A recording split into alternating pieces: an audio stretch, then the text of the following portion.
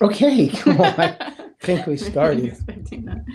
Hi there, guys. Welcome back. I'm setting up my camera again. Welcome in, friends, if you're coming in here tonight.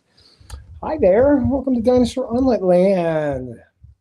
Okay, cool. Continuing lives. My name is Christopher, and Miss Delightful Lady is my wife. What's your name? I'm Angela. Cool. And I hope we're having our sound come in. Let me check here. Sound check. Am I getting no sound? Oh, okay, cool. Yeah. All right, cool. The sound's in.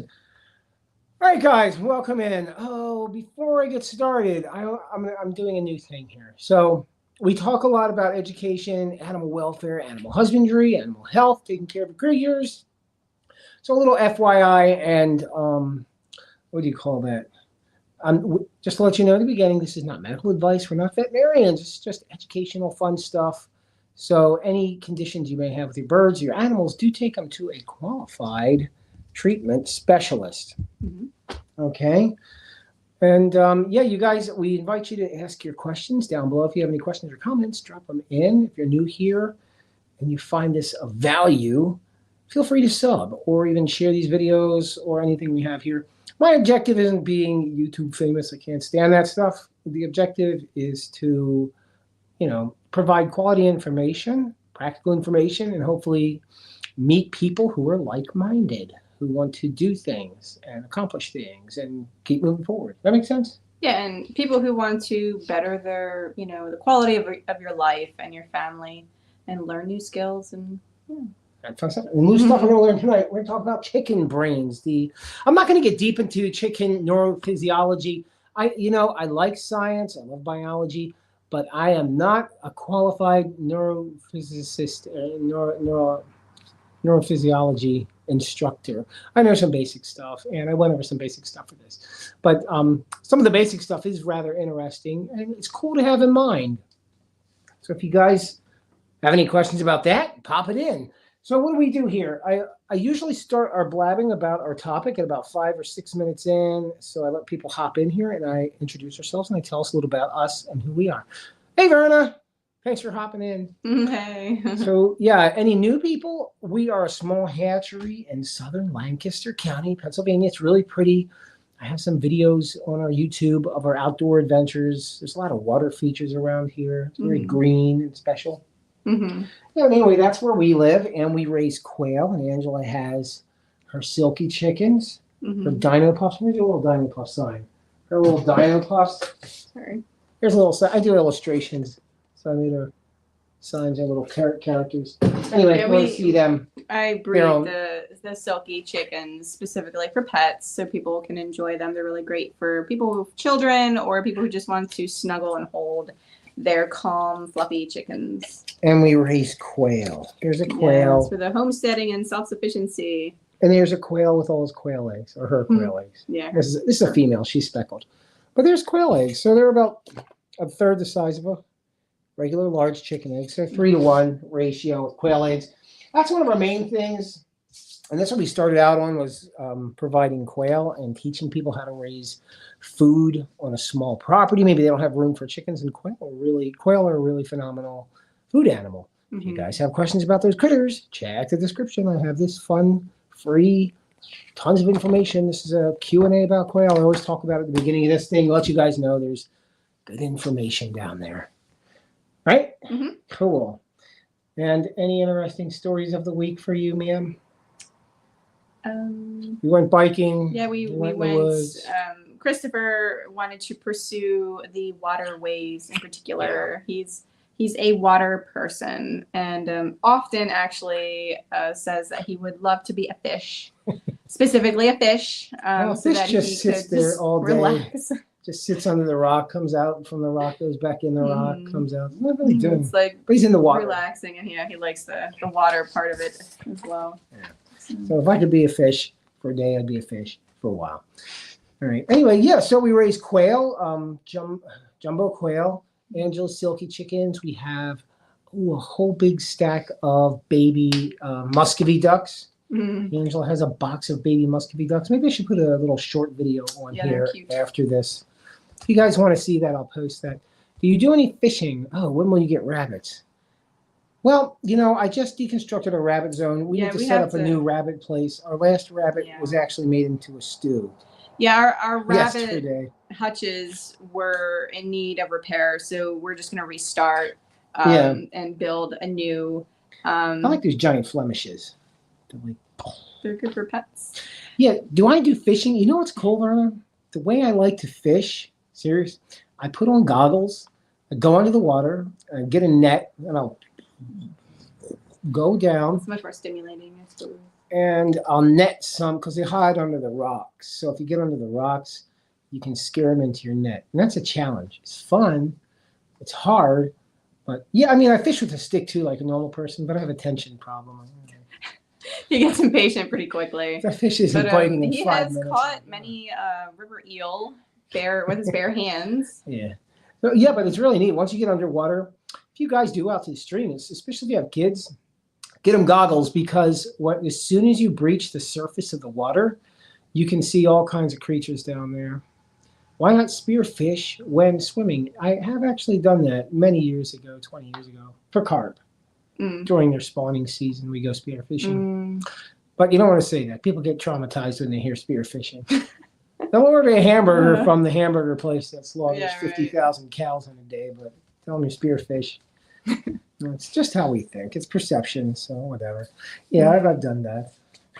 Okay, cool. And again, thank you, Verna, for your assistance last week. I learned how to put up all my commands. I should have some popping up soon. I got the papers. So tonight we're going to be talking about... Snorkels and goggles are a must for children. Oh, yeah, absolutely. It really opens up a world of curiosity, like when a kid puts on the goggles and they get under the water. It's like an entire other planet. Weather 45005. Oh, cool. Will that pop up on here? I don't think I have that weather prompt on there. It's not popping up. If you want to know my weather, it's pretty miserable. It's 90. Warm. So I'll have to text you about that, how to get that set up, because I know you have that.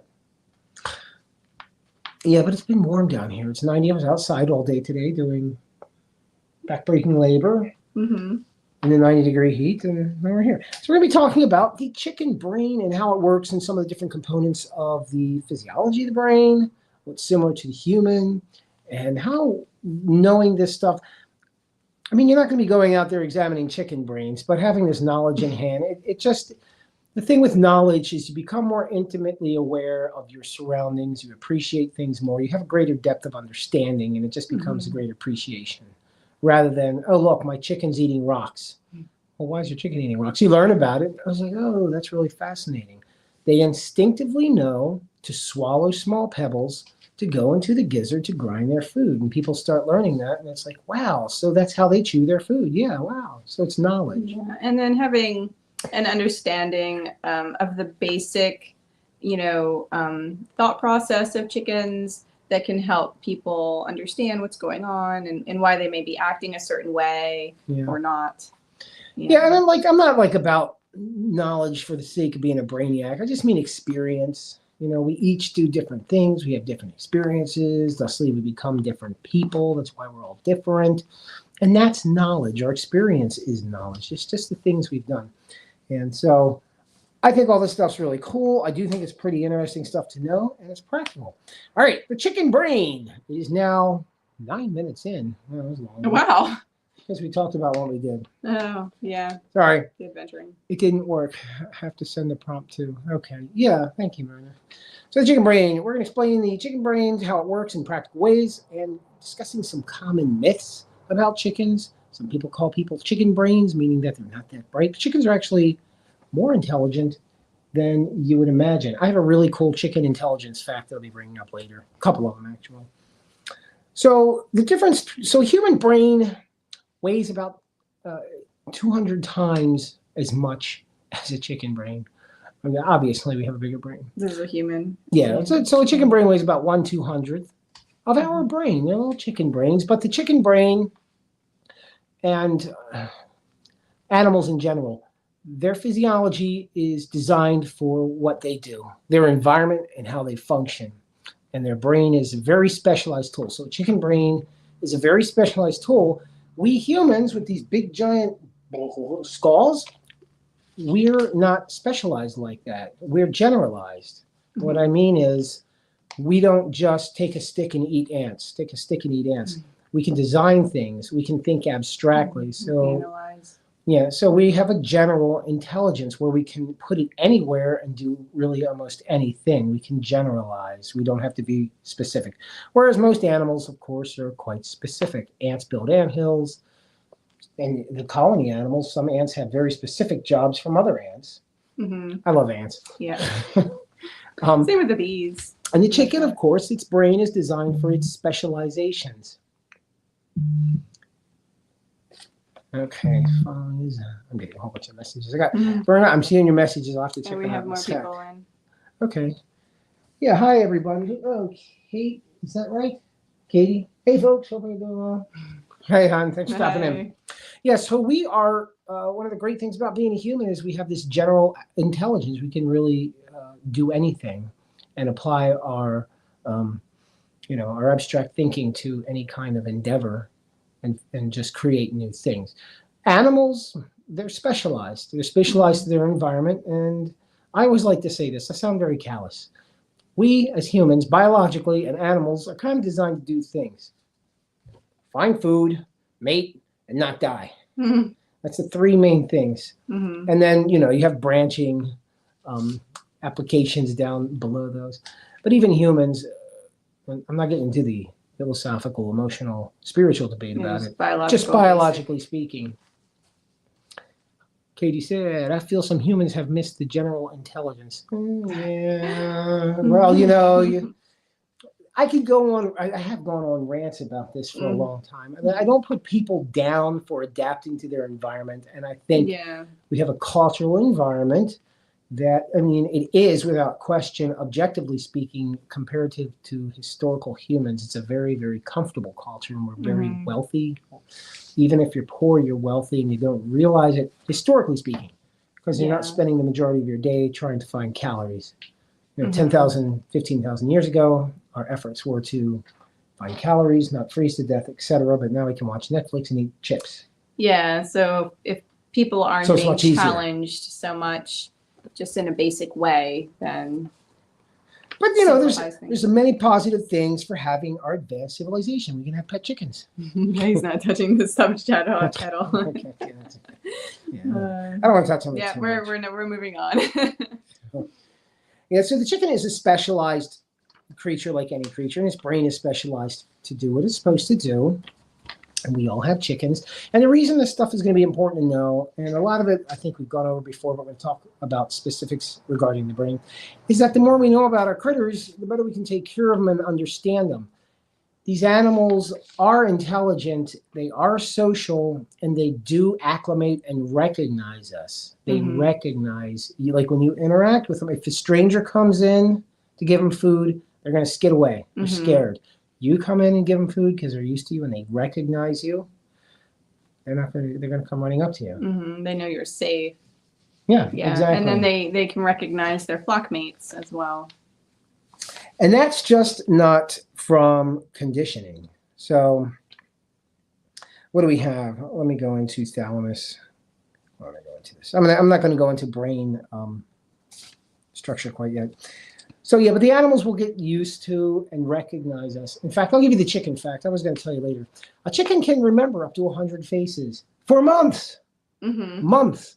So the chickens, and I'm not just saying this. There was, I should put it down in the links, a research project where chickens were given memory tests, and they could recall an abundance of faces and other chickens. So they do remember you. And if you go on vacation for a few months and you come back, they're still going to know who you are. They do have a magnificent ability to remember. Would you find that to be accurate? Yeah, and even for people who have really, really big flocks, same thing. They can remember many flock mates. Yep. And you know what? I may as well bring up a brain component. Hippocampus. Hippocampus is a memory center for us and for little chickens. Spatial memory, okay, and their recall. How do we remember that? Hippopotamus, hippocampus. Sure. So the chicken has a significant memory. And this is going to be, I'm using the question here. Not to, that was one of my automated responses. Oh, okay. Yeah, so the critters remember us. And this is important because I think first-time chicken owners, you get these birds and you're like, oh, I'll just feed them. They're dumb animals. Mm. They're skittish when you first get them, and they're not, we think of animals like dogs.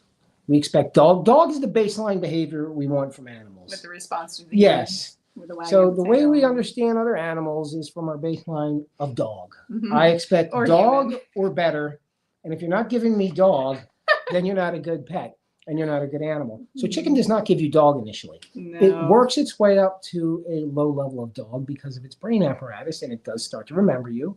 And it does start to recognize you, your sounds and your voice, and they have exquisite vision. Okay, they have extreme acute color vision, but they do get to remember you. So this is important for us because we're working with the animals. Yeah. And remember, stress affects them. It affects them pretty rapidly. Mm-hmm. So, and that is draining on their body, the stress, just like it is for people. Yeah, yes, like a bad stress, a chronic stress. Yes, sensory priorities. Chickens perceive their world. They rely heavily on their vision and hearing to interpret their environment. They have excellent color vision, even better than humans, and can detect subtle movement, prey, and feed. And that's important. The chicken, with their visual acuity, and also from experience, they're going to apply, and I talk about this frequently, nutritional wisdom. Nutritional wisdom. They go out in the field and they start to recognize the things they need to gain the nutrients that's going to be beneficial or that they're lacking. Mm-hmm. So if the chicken's lacking X, Y, or Z nutrient, it's not optimized in their diet, the chicken from its experience and its instinct will recognize foods and ingest them. So we produce a whole grain feed, and one of the misconceptions people have is like, oh, well, if they're just eating whole grain feed, they're probably not getting all the nutrients because they might eat one type of grain or one type of, ingredient over another ingredient. So they're not getting a ground up uniform feed. Well, this is not exactly correct. The chicken knows what they're doing and they know what they're eating. Mm-hmm. And they know what to look for in their diet. So like with the rooster is not going to overeat the calcium pellets. Right. So if you have calcium pellets in a feed rather than homogenized, mixed into the feed. Like powdered. Powdered or ground up. Ground up and powdered into a pellet. Yeah, if it's So if the calcium is ground up in a pellet, the chicken's going to eat it. The rooster's going to eat it. The rooster gets too much calcium, it damages the kidney.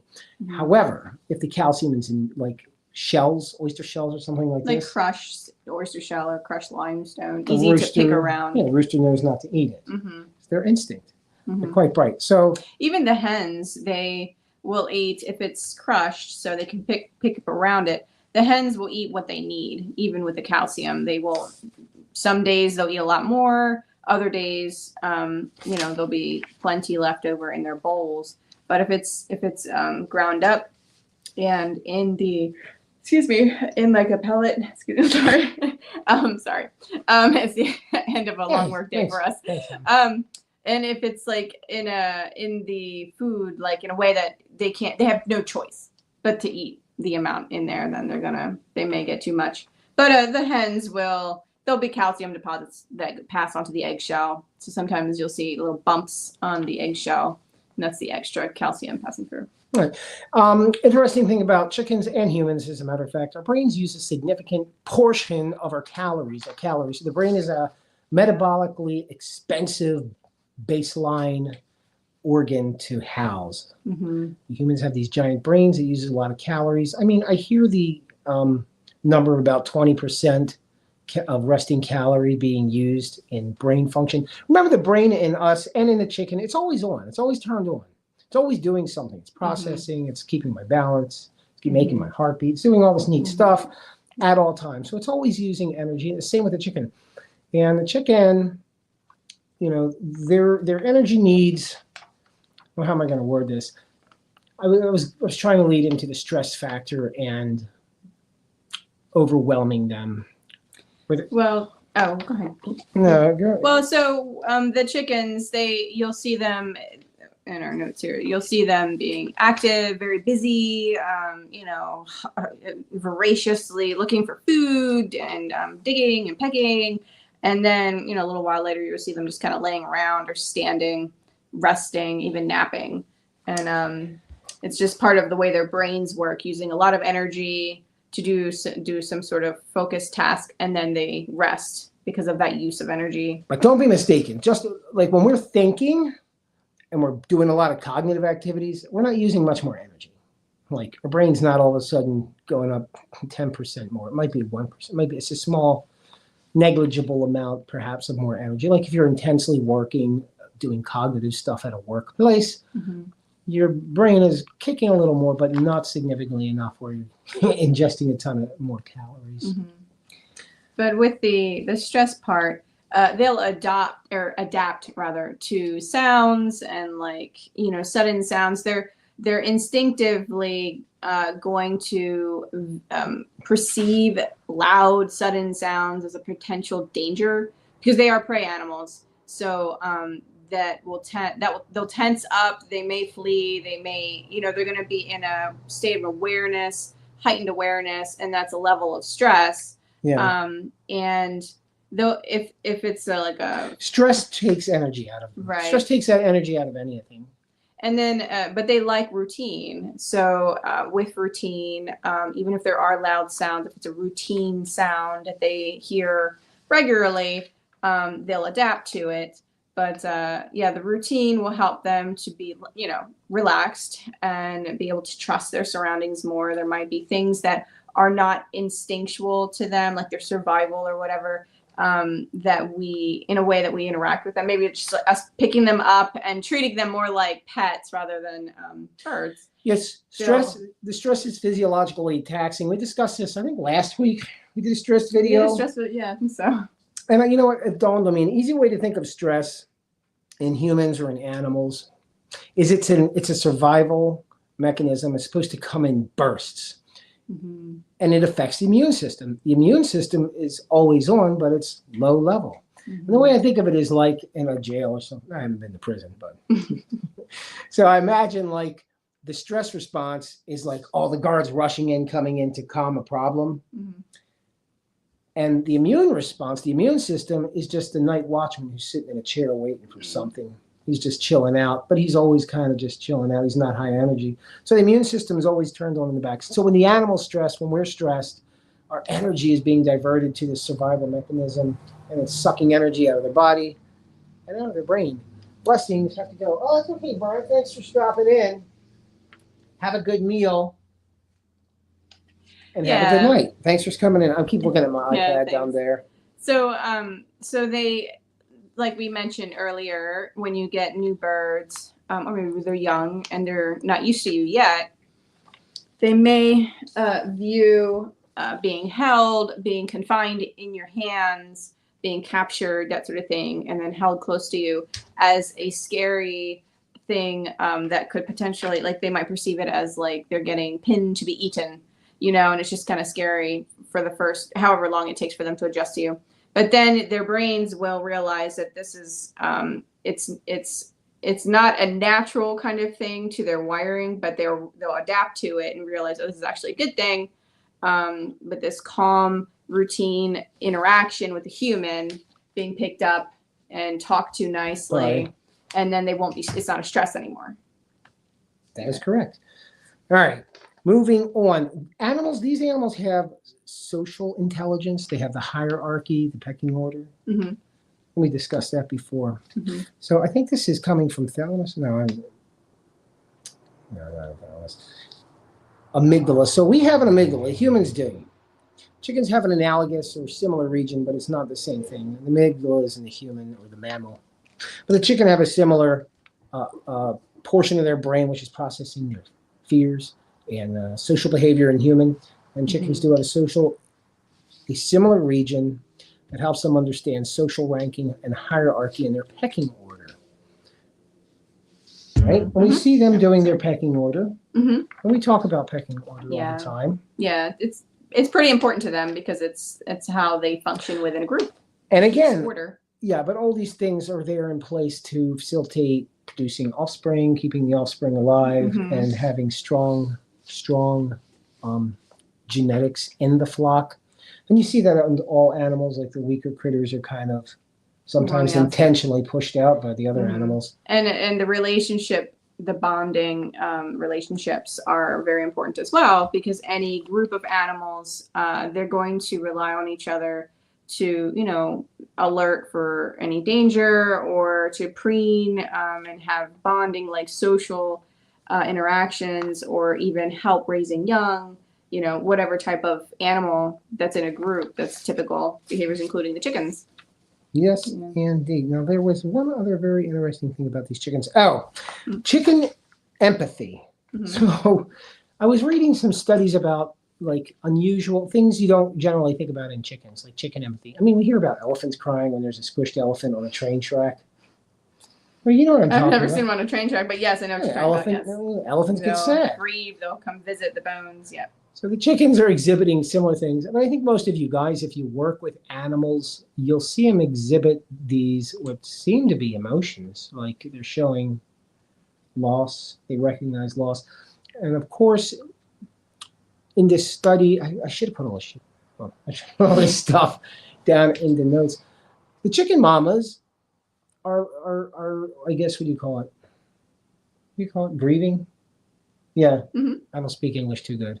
Like I either talk very fluidly or I don't talk properly at all. Yeah, they show grieving over their little deceased baby chicks. Yeah, they can be distressed. Yep. And they show distress. That doesn't really, which seems unusual. Because if you're thinking of it as an evolutionary biological thing, like why would a chicken be upset like that over its young? Well, I'm sure you can come up with a reason. It devotes quite a lot of energy to raising young. So, yeah, instinctively. It must be higher brain function, because you never see ants crying over dead ants.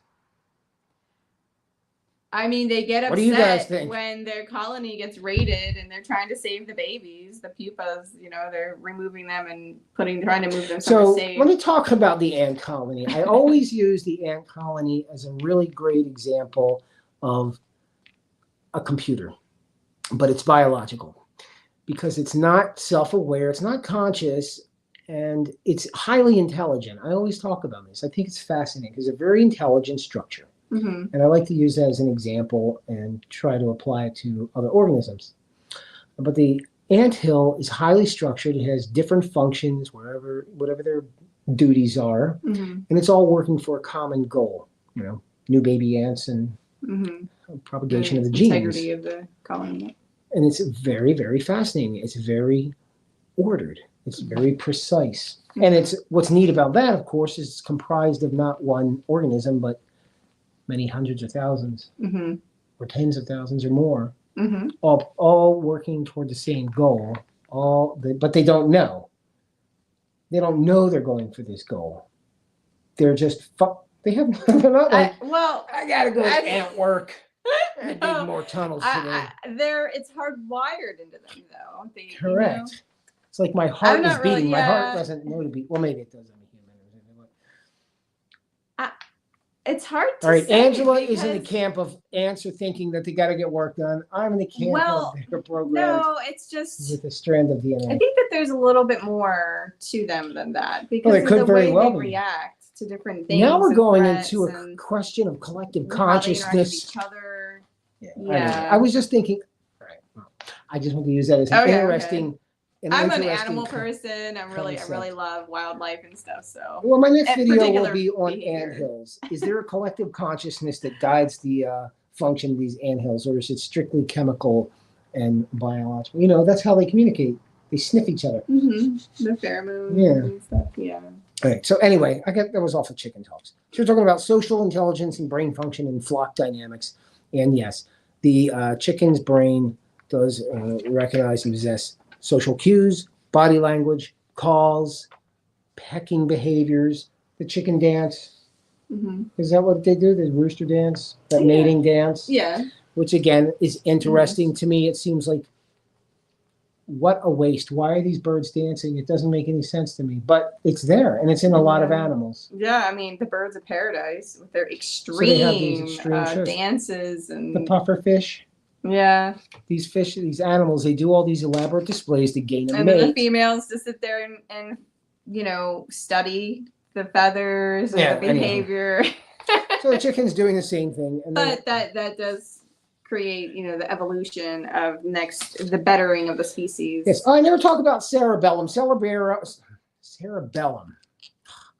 That's the part of our big, wonderful brain that's responsible for voluntary movements, balance, and similar into chickens for coordination and precise actions like pecking, walking, and flight control. The cerebellum is controlling their pecking, walking, and flight control, much as it controls or we control its decisive actions of voluntary movement or movements. And that's an energy cost. So I forgot to mention that earlier. That's all. All right. Any input on that last bit, ma'am? No. Are you going to mention the part of the brain with the eyesight and stuff? So it's like... Yeah, the optic. So in a human being, we have a superior colliculus.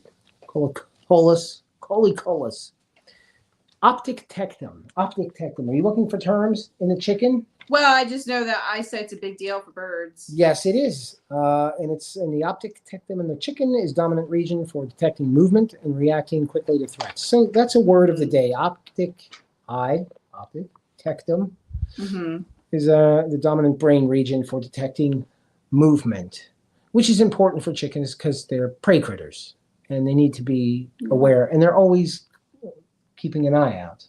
They're scanning. Yeah, there's. And what is the interesting thing about prey animals? The eyes are not in the front of their face like us humans and predators. It's more so that it's positioned so that they can see much more of their surroundings. Yeah, they're looking everywhere. They have a 180 sight, so they can see to not get eaten. I don't want those bugs. There's a bug in the house. So yes, these animals, and again, like we were saying at the beginning of this thing, they're designed for specialization. They're specialized. The chicken specialization, foraging, avoiding predators, and producing little baby chickens. And they're also specialized in finding the nutrients that they need in their diet. But many animals are. Many animals possess nutritional wisdom where they know what to eat and know where to find it. So one other thing I was going to mention about chicken brain and chicken knowledge, which was important. So chicken memory. They remember their surroundings and they remember their environment, and they get motorcycle noise. Sorry, we have the windows open. They remember their surroundings and they get used to it. So when the surroundings get screwed up and there's a big change, it's a little bit of a stress and it screws them up. This can be bad, but it can also be good. We talk about how you can do that to introduce new birds, change the environment, put obstacles into the environment, because the chicken's going out and its brain is wired for its environment, and then it goes out into the environment and it's different. Territory. And what is the chicken thinking? Well, I don't know if it's thinking anything, but its brain is going into potential predator situation. Things are different. Things aren't safe. It's not the usual space because their memory is wired to their environment. So when you bring in these new structures, chairs, buckets, things into the environment, they're going to investigate them. And that's cool if you're introducing new birds. So they're not going to be picking on the new birds. And the new birds you're bringing into the flock can be introduced without having too much stress. Right. Rather than introducing new birds as the change to the environment, which is a little more stressful than a bucket. Would that be accurate? Yeah. Okay. Anything interesting? I think that we'll cover it. I didn't want to go really deep into chicken brain, because I was researching into this, and I was like, man, this is going to be a physiology course. I didn't want to do that because nobody wants to hear that. But there were components similar to our brain that you scale down into the specialized chicken brain, like I just mentioned, cerebellum for movement, optics, of course, them for visual acuity, or what do they say? Movement, detecting movement and seeing. Mm-hmm. Anyway, our brains and chicken brains are not the same brains, but we all have brains and they all have their function. Ours, like again, we have general intelligence. Right now, if you pay attention to all the AI talk, right, they're saying artificial general intelligence. It means similar to human intelligence, doing practically anything, because a human can really change and do anything. But chicken brain is like artificial intelligence. Not really, but it's specialized. It's doing its one task. It's doing its survival, food finding, mating tasks for the body that it's housed in. It's housed in a chicken body, and the chicken body has a very specific environment that it's designed for.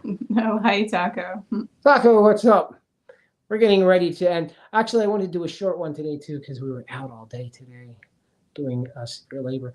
But yeah, I think it's very beneficial to know, to have this knowledge, have some of this knowledge, anyway, a little bit of understanding. It's nothing you need to know deeply unless that's your wheelhouse.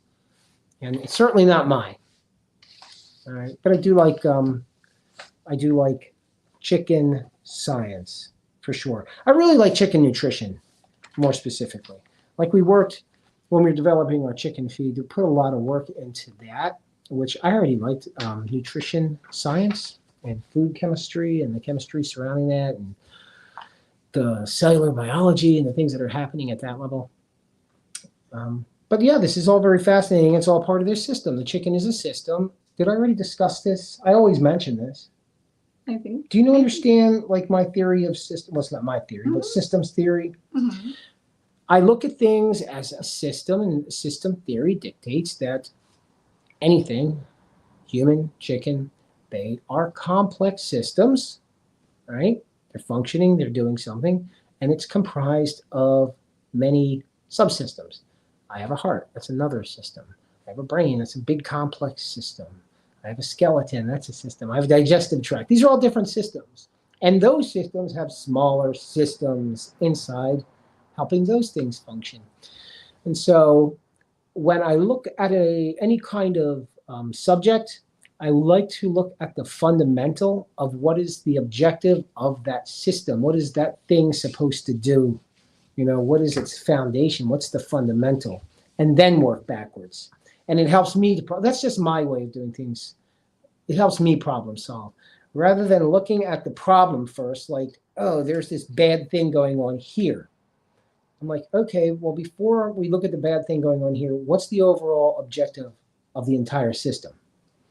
Because it may not just be that one bad thing. That may be a symptom of other things going wrong throughout.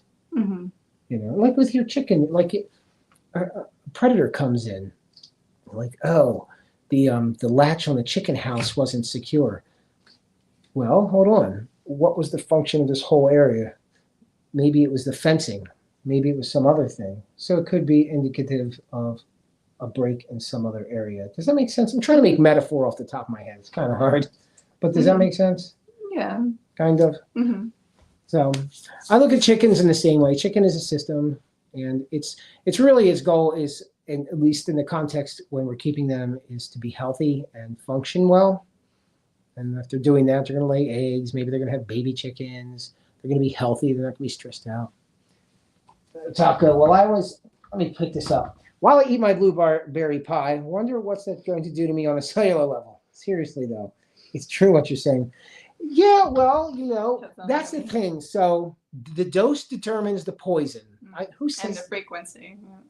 The dose determines the poison. I forget who said that. So the administering one serving of blueberry pie is probably not a significant enough dose to be toxic, but a ton of blueberry pie, or frequently, may just, or yeah, like breakfast, lunch, dinner. I'm not giving you blueberry pie instructions. I like blueberry. I like my lemon meringue personally. That's my favorite. I like blueberry pie with the crumbly top. That was really good. All right, chicken talk over. Now I'm going to go into sweets talk. I ate like a half a bag of gummy worms the other day, and I don't eat sugar. Well, you didn't eat much. And I had a severe insulin spike and then crash. And I was slurring words and passing out. Yeah, he was very so weird. Pathetically saying hello. Yeah, I'm not really used to eating. But like, I try to make myself as an experiment. I try to do like, I'm trying to optimize and have like, good health. Like I want to be healthy. I'm old. I just turned 50, what, 2 weeks ago? Oh, a little longer than that. Yeah, so I just turned 50 in like 10 weeks He's ago. not exaggerating. He was almost passing out. Yeah, I almost passed out. I was like, Like, I don't eat sugar. and like it took that. him forever to tell me that. I was like, "Did you eat something? What did you eat? Did you drink water?" Like for him to spill the beans and tell me he had a ton of gummy worms. I eat gummy worms. I haven't had gummy worms in a long time. Anyway, yeah, so like I'd like to experiment myself and eat well and see how it affects. And I'm telling you, man, I'm not like just paying attention to nutrition, and I talk about this frequently, but again, total system, mental health, physical health, spiritual health, relationship health, sleep, outdoor time, low stress. Like there's all these different components that are going to culminate into the totality of our well-being. Seems overwhelming when you look at them all at one time, but you address things one thing at a time, and it really doesn't overwhelm you. It's like, oh, okay, you know what? I'm going to stop consuming alcohol 5 days a week. Some people have like a drink every day after work, and that starts to add up. I'm like, okay, maybe I can cut back to 2 glasses of wine a week. And people notice these magnificent changes. I'm like, I'm sleeping better. I have more energy. I feel better.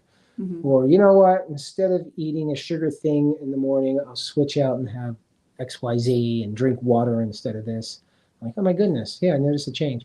The changes come. But that's a self-reinforcing feedback loop. Expect the same thing in your homestead. You have something positive happen, you're mentally invigorated to continue doing that. You do something good for yourself, and it becomes self-reinforcing. Like, oh wow, now I have more energy to do that again, and it keeps feeding back. If that makes sense. Mm-hmm. All right. Well, I don't want to go too long. Yeah, right? I think that's good. Well, thank you. All right, ladies and gentlemen. Yeah, this is kind of a casual one. I think next week we'll just do an open Q&A about critters and quail. Yeah, that'd be interesting. I would like to get some Q&A coming in. I'm gonna get some new. Oh shoot, there's another comment. Oh, Katie. Honestly, we know these things, but want to. I'm picking up. You see, I use this iPad. Honestly, we know these things, but want to ignore it. It's all true. Small changes, especially if you're older, can make a big difference. Mm-hmm. Yeah, it's absolutely true. I worked in psych for a long time. Behavioral change is extremely difficult. And like on the surface, when you look at behavioral change, it seems like the simplest thing to do. Oh, just quit smoking. But it's a habit. So habits take there's time. there's a lot of things instigating a behavior. So it's not simple. Like, it's very when understanding is achieved as well, like true understanding, like there's so much to learn about our bodies and why things you'll happen. never learn everything. But when we have like real good understanding as far as how maybe a certain food or behavior or something that we personally are doing that is affecting us, and we're like really understand what's going on, I think that really does help fuel the motivation in changing the behavior, and just that drive to keep it going. But when there's like a surface level understanding, we're like, well, I know that's healthy for me, but I don't really know why. I read about it, but I don't remember. Then it's easy to be like, to lose that momentum. But when it's like a convicting understanding. That's why I'm pro knowledge. That's why I encourage to learn stuff, because there's something called like a contextual referential framework where context. I have context. I experienced it and I understand it. Mm-hmm. So you refer to that, and then you incorporate it into your worldview or your framework. Like, oh yeah, that's no longer like an abstract thing. It's not foreign to me. I understand it. Like a good teacher, if you're dealing with a good instructor, a good teacher, if you're doing something, they can translate what's going on in their head verbally to the person they're teaching, which is extremely difficult because words are very fluid. But they can translate from their head verbally to the person they're trying to instruct, so that the person they're instructing can visualize what they're saying and have some kind of a base understanding. And that's very difficult. When you are a steward of animals, Same when you're a steward of animals, you need to know these things. Yeah, yeah, absolutely. Yeah, because you might be like, feeding your animal or doing some sort of different task pertaining to their health, Yeah. and you know it's a good thing to do, but you don't, you lose touch of the reason why it's good. Then we get lazy, path of least resistance. So then it's easy to lose that momentum. But when you do understand, oh, this really does affect their health. This does make them happy, and overall positive. Positive for them, positive for you, and then your momentum keeps up, and it keeps up your discipline to do it, to tend to the animals in a way that makes them happy and healthy. Yeah, very true. It is the same for stewardship with the animals. Absolutely. Thank you very much, Katie. Oh, wait, that was Taco. Yeah. Thank you, Taco. I really appreciate that. Okay, then. I'm out of brain. My brain, you see, I used that 1% extra brain energy. Oh. Wore me out, so I'm going to put my brain to sleep, I think, pretty soon. But I hope the stuff that we talk in these videos, like after the subject ends, we do these kind of ramblings, which is more just open talk, casual chat. But I hope the information in these videos are useful to some of you guys. My thing is, if you can change or affect one human being in a positive way, then your time wasn't wasted. So you don't have to change a million people. And we get this in our head to save, to do something, to have an impact. You have to do some profound thing that affects huge amounts of people. Well, that's false. And one of the worst things I heard people say, like when you say, what do you do? And they say, I'm just a mom. I was like, you're not just a mom. Like, don't diminish the work that you're doing by putting the word just to qualify it as being less than. You're affecting a single human being or a couple kids. That's a magnificent contribution. People don't realize it. They put it in a different context. They put it into this structured context of, I guess, corporatism or another kind of workplace. And they don't really recognize the great value of that, which is unfortunate. That's cultural. But I tell people, don't use that. Don't ever diminish your accomplishment. If you think it's less than somebody else's, somebody else's accomplishment is not relevant to what you're doing. Unless you're in direct competition, I guess. If that makes sense. Okay. All right, ladies and gentlemen, I'm going to go back to my sleep chambers. Yeah, thank you guys for stopping in, listening, and asking questions and commenting. And I hope that was interesting. Feel free, if you're new to our channel, to subscribe. It does help us with the algorithm so that we can, keep that algorithm. keep. I'm hiring 5,000 Chinese bots. That's it. I'm done. But so we like to try and do these live videos on Thursday evenings, and then different other videos here and there. But yeah, so next week, thank you, maybe Katie. a Q&A. Have a great night. Oh, I think she saw me going thunder, Thundercat. Oh, yeah, Thundercats. That was a show from my childhood days. It's from the beginning later. Yeah, absolutely. Yeah. Thanks, Taco. Thanks for stopping in. All right, you guys. I'm going to say goodbye. Bye, so everyone. long. See you on the next one. Bye.